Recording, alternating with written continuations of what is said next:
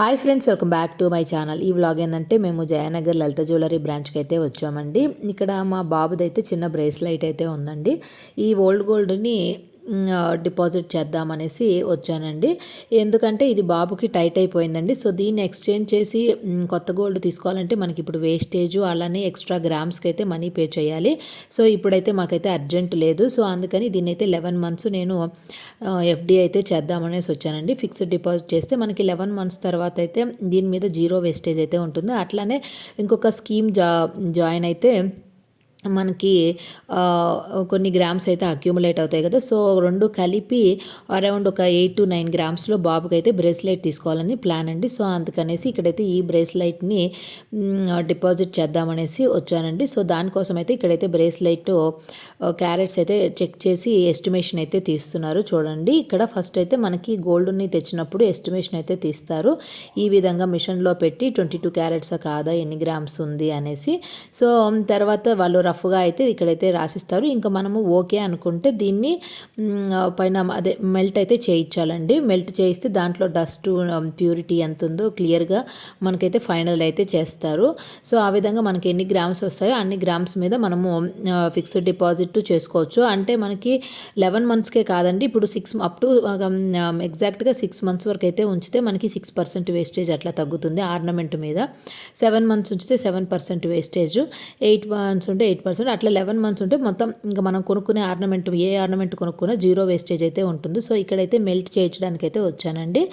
ఇంకా వీళ్ళైతే ఇక్కడ డస్ట్ అది మెల్ట్ చేసినప్పుడు మనకి డస్ట్ అంతా క్లీన్ అయిపోయి అసలు గోల్డ్ యొక్క వెయిట్ అయితే వస్తుందన్నమాట. సో ఇక్కడైతే ఇంకా నేను ఫైనల్ కాబట్టి ఇక్కడైతే మెల్ట్ అయితే చేయిస్తున్నాను.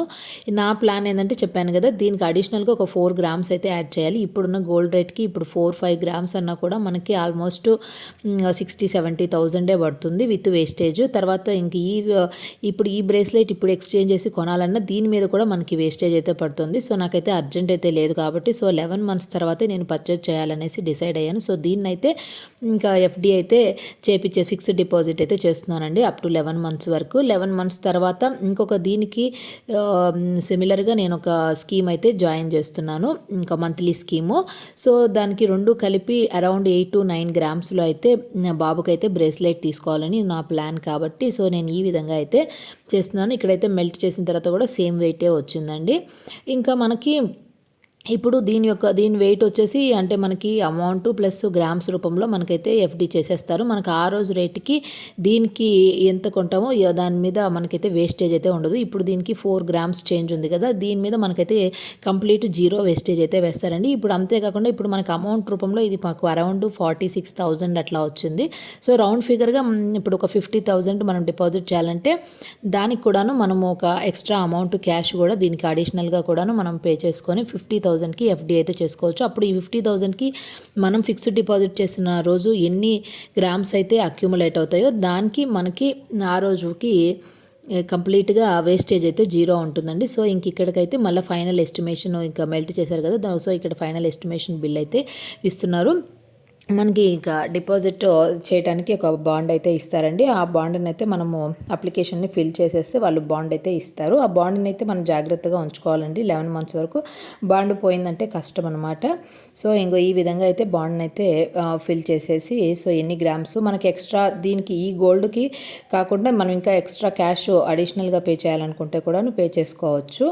సో ఇక్కడైతే నేను రౌండ్ ఫిగర్గా మనకి గోల్డ్ అయితే వచ్చేసరికి అరౌండ్ ఆ రేట్కి మేము పోయిన రోజు రేట్కి అయితే 46,000 చేంజ్ అయితే అట్లా వచ్చింది. తర్వాత దానికి అడిషనల్గా కొంచెం క్యాష్ కూడా యాడ్ చేసి 50,000 అయితే చేసాము. 50,000కి ఆ రోజు ఉన్న గోల్డ్ రేట్కి గ్రామ్స్ అయితే అక్యూములేట్ అవుతాయండి. ఆ గ్రామ్స్కి మనం 11 మంత్స్ తర్వాత తీసుకుంటే జీరో వేస్టేజ్ అయితే అవుతుందన్నమాట. సో నేను ఇంకా ఎక్స్ట్రాగా స్కీమ్ కూడాను జాయిన్ చేశాను అనమాట 5,000.